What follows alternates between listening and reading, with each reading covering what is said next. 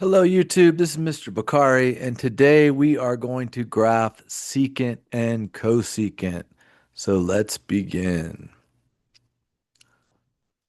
The first thing I want to do is graph the parent function of secant, and we'll do the same with cosecant. So what I've done is I provided a unit circle here in the bottom left-hand corner that we're going to use, and we're going to use it to help build this graph.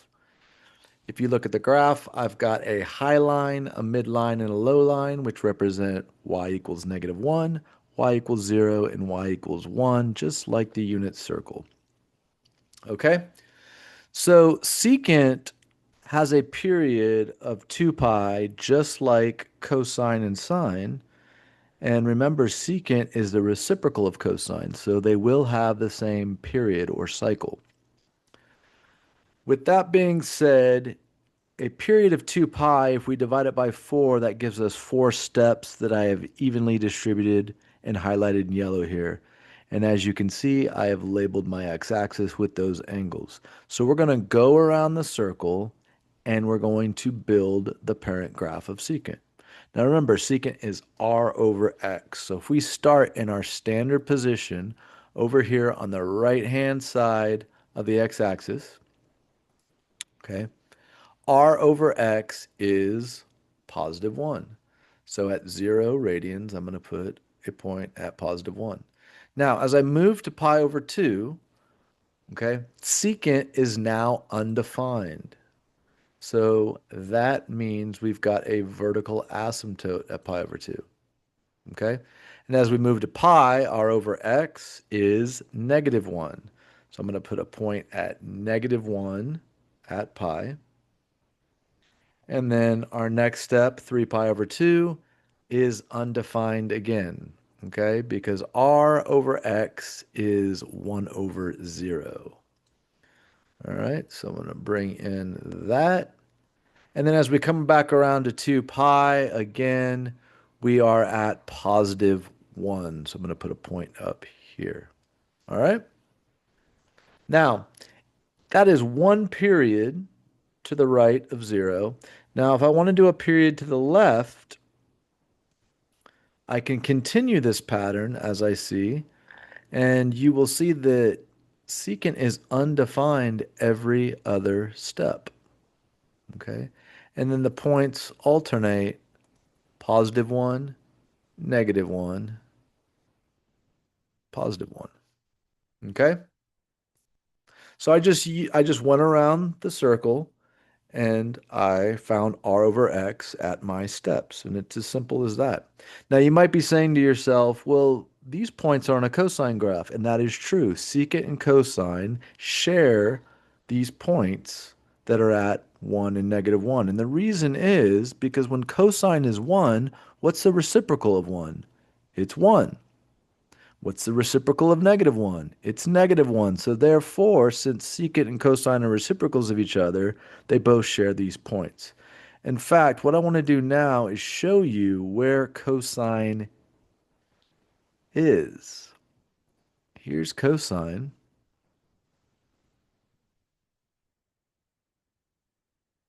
right there. Okay? So, where's secant? Well, it's really easy to see that when cosine approaches 0, secant approaches +infinity, okay? And a great example of this is when cosine is 1/2, what's the reciprocal of 1/2? It's 2. So when cosine is 1/2, which is approaching 0 from 1, then secant is going up. And as you know, we always head toward our vertical asymptotes, just like that. And this happens on both sides. And the same is true on the bottom. Okay? As cosine approaches 0 here, secant approaches -infinity. So what you are seeing are two periods of secant's parent function. All right? Now let's look at cosecant. Now, cosecant is r over y, and cosecant's reciprocal is sine. Okay? I've got my high, my mid, and my low lines on there. Same angles, okay? Because again, our period is 2 pi. We're dividing it by 4, and that's where I get my highlighted angles from, and those are my steps. So cosecant at start is undefined.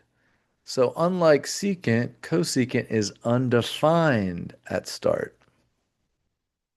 Okay? And then as we come up to pi over 2, cosecant is positive 1. And then as we move around to pi, it is undefined again. So just like secant, cosecant is undefined every other step as well. 3 pi over 2, cosecant is negative 1. So we have the same pattern here. The difference is the starting point. Okay? So I can continue this just like I did with secant to the other side.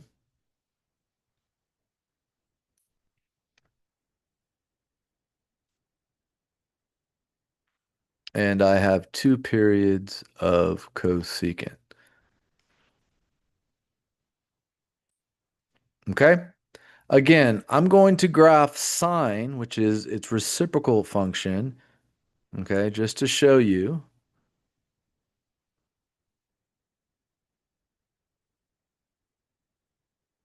that there's your sine graph. And hopefully you've graphed sine or cosine, and if you haven't, that's a good place to start.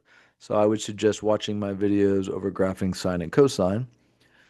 So there's sine, and again, they share the same points, okay? Um, and just like cosine, they go the opposite direction because of the reciprocals. And here we've got 2 periods of cosecant. And it's as easy as that. So what's important here is that you understand the shape of the graph. That's why I always got to establish the parent function before we do any transformations. If you understand the shape and how it is formed, then you can easily apply the transformations you've been using for years. Because at this point, if you're graphing trig graphs, you've been doing transformations for a good 3, 4 years. So that part of it should be easy. So let's get to that now, and we're going to do a few. So here is a secant graph, okay? So we want to find the period, the amplitude, the step, and the start, okay? So as I said before, your professor, your teacher might call a step something different. A step is just an increment along the x-axis of our angles, okay? So that's what we mean by step. Now, the period here, it's secant graph, so it's 2 pi, but I can see that I have a horizontal compression here. So I'm going to divide 2 pi by b, which is 2. 2 pi over 2 is just pi. So my period has been compressed to pi. My amplitude is 2. That's my vertical stretch or compression, the figure out in front, your A value. The step is your period divided by 4, okay? So if our period's pi, then we divide that by 4. We got pi over 4. And our start is our horizontal shift, which is x equals negative pi over 2. But like I've said previously in graphing sine and cosine, you always want to have a common denominator with your step and your start. So instead of saying negative pi over 2, I'm just going to write that as negative 2 pi over 4. Okay? It's my equivalent in terms of fourths. And now that's going to make it a lot easier to label my x-axis, which I will do next. So my graph starts at negative 2 pi over 4. And I'm moving in increments of pi over 4. So that's negative pi over 4, 0, pi over 4, and 2 pi over 4. So for these, I'm just going to graph one period. Sometimes you're asked to graph one, sometimes two, sometimes one to the left, one to the right. I'm just going to do one period to the right here. And now I'm going to bring in my midline. Now my midline is at zero, like on my parent function, but as you can see, this graph has been shifted up one. So the vertical shift moves your midline. And then my high line is going to be at 3 because my amplitude is 2, okay? Which means my low line is going to be 2 below my mid. Okay, so let me show you exactly what we're talking about here. There's our midline, there's our high line, here's our low line. So our midline is our vertical shift, and the distance between the high and the mid is our amplitude. And that's the same from the mid to the low. Okay? All right. Now, our start is at negative 2 pi over 4. We're graphing secant. Secant starts high. So I'm going to put a point at 3. Okay? And then, as we would recall, when we were graphing the parent graph, there is every other step, there is an asymptote. So I'm going to go ahead and bring those in. And then following my pattern of the parent function, high, undefined, low, undefined, high. And they're always approaching the asymptotes outward, right? Because cosine is inward of these lines. And there is one period of this secant graph. Now, when we're doing transformations, I would always suggest to my own students, and I would suggest it to anyone out there too, if you want to display, if you want to give this to someone to grade or assess, you want to establish where the starting point is. So we know that it's secant and not cosecant. So the starting point is here, and now we know we're looking at a secant graph. Okay? All right, let's look at a cosecant graph. All right, if you want to go ahead and try this one on your own, pause the video, come back, and we will go over it.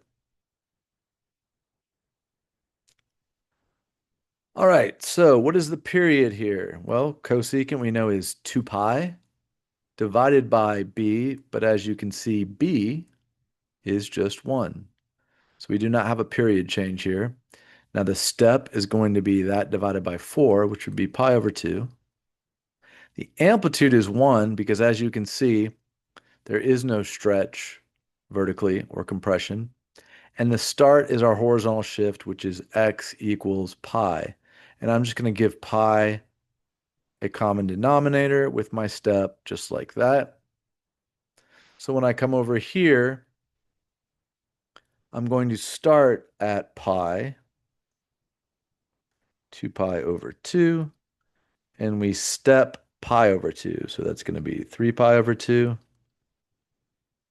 4 pi over 2, 5 pi over 2, and 6 pi over 2. Okay, that's 1, 2, 3, 4 steps, makes a period. Okay, now I'll bring my midline in. My midline is at -1 this time. As you can see here, it's been vertically shifted down 1. My amplitude remains 1, so my high line is going to be 1 above at 0, and my low line is going to be 1 below at -1. I like to label these out to the left so you can see easily, and that establishes your amplitude and your vertical shift.